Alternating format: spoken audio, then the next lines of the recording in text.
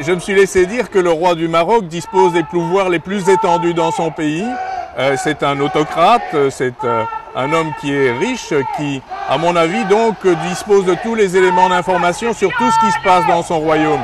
Et j'ai donc aussi le sentiment que s'il a posé sa signature au bas d'un document accordant sa grâce royale, il savait pertinemment quelles étaient les personnes qui en bénéficiaient.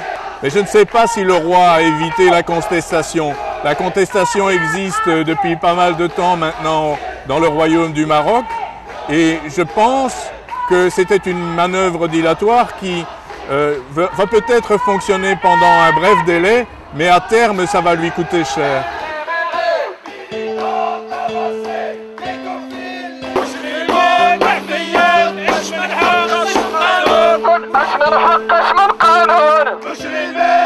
Ma présence, c'est d'abord de manifester contre la libération des pédophiles. On ne comprend pas pourquoi un système qui se dit démocratique, qui se dit humain, libère des pédophiles qui ont traumatisé des enfants à vie. Pourquoi cette grâce royale? Pourquoi le roi a-t-il gracié des pédophiles et n'a-t-il pas gracié les détenus politiques? Et sur ça, j'ai une poésie en darija ديال الشاعر المناضل عبد الله الودان المرحوم في عنوان المعتقل السياسي. واش مدفون ولا مرهون؟ واش مدفون ولا مرهون؟ واشنو حكايتك مع الكلاب؟ غيبتي وطولتي الغياب لا بريا لا تليفون. واش مدفون ولا مرهون؟ واشنو حكايتك مع الكلاب؟ غيبتي وطولتي الغياب لا بريا لا تليفون. وعلاش انت يا مسجون؟ وعلاش انت يا مسجون؟ والصدفة ولا مكتاب؟ والصدفة ولا مكتاب؟ واش عشاقة في السلول؟ واش عشاقة في السلول؟ عشاقة في الدود والتراب ولا قيدوك بني كنبون؟ وهذاك هي في عين الكلاب. ما رضيت بحقي ضياع، ما رضيت بولدي جايع، بغيت نتحاكم ونشرع، بغيت خروج زينتكم نيشان. انا مسكين قروا الزمان وهما فين؟ هما فين؟ ولاد الشعب المخطوفين عذبوهم قتلوهم، ولاد الشعب يخلفوهم. تبقي مرة أخرى إن شاء الله. تحيا نضالية الشعب المغربي. طفولة ماشي أوباش، عاش الشعب عاش عاش. طفولة ماشي أوباش، وعاش الشعب عاش عاش. طفولة ماشي. À 30 ans de prison pour des abus sexuels sur des enfants âgés de 4 à 15 ans.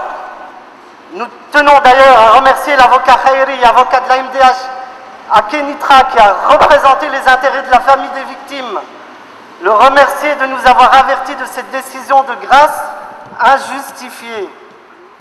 Essayez d'imaginer ce qu'avait dû être le choc des familles des victimes en apprenant la décision de grâce royale qui devait être, si l'on suit les articles de la Constitution, sans appel, vu que toute décision prise par le roi ne peut être remise en question.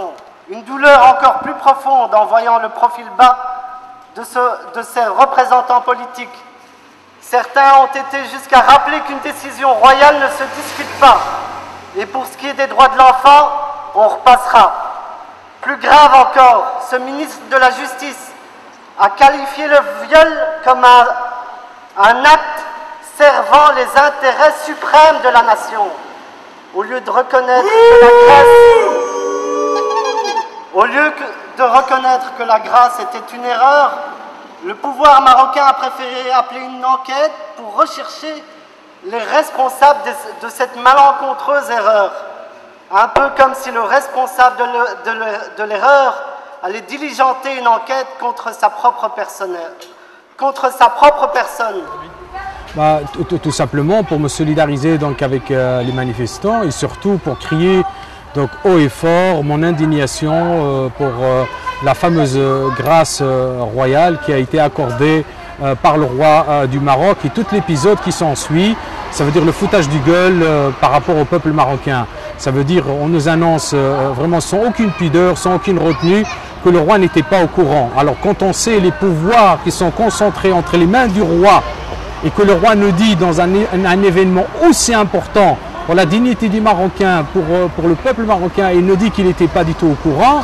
Moi je ne sais pas qui était au courant dans ce royaume et qui fait quoi et qui prenne les décisions. On nous apprend aussi que je veux dire, le ministre de l'Intérieur n'était pas du tout au courant par rapport à la vague de répression qui avait frappé les manifestants juste après, je veux dire, cette grâce. Si le ministre de l'Intérieur n'est pas au courant de qui donne les ordres pour réprimer le peuple, je ne sais pas qui fait quoi dans ce pays. J'avais crié et j'avais dit clairement que la responsabilité, vu la concentration du pouvoir entre les mains du roi, que la responsabilité incombe au roi. Nul n'est censé ignorer la loi. Comme on dit en arabe, Al-Qanoun la yahmil mughfalin. Donc c'est marqué clairement dans le droit marocain. Je veux dire, ce geste-là, la responsabilité suprême revient au roi. Sinon, il n'avait qu'à étudier, à vérifier et s'informer sur les dossiers qu'on lui présente. C'est sa responsabilité. D'ailleurs, il est chèrement payé pour ça. La liste civile du Palais Royal marocain est de 227 millions d'euros. Ça veut dire 27 fois celle du Royaume de Belgique et 6 fois celle du Royaume d'Espagne. Pour nous faire des goudres de ce type-là et toucher autant d'argent, moi, je me pose des questions sur l'avenir de cette monarchie. Je crois que les Marocains n'ont pas arrêté depuis quasiment 2003-2004 d'être présents, disons de crier leur colère à chaque moment qu'il y a des dérives autoritaires, soit de la part du gouvernement, soit de la part de l'institution royale, soit de la part de l'Mkhzen dans son entièreté. Le peuple du Marocain est excédé. Et je crois que si le régime ne se réforme pas dans les profondeurs, si le régime ne libère pas tous les prisonniers politiques, je crois que le vrai printemps marocain est en train d'arriver. Comme dit donc la belle idiome, je veux dire arabe, qui dit même s'ils sont arrivés à, je veux dire, à enlever les roses, ils n'empêcheront pas l'arrivée du printemps. Et je crois que le printemps marocain est en marche. Ben justement, c'est là qu'il y a l'incohérence du discours et du gouvernement et du chef de l'État.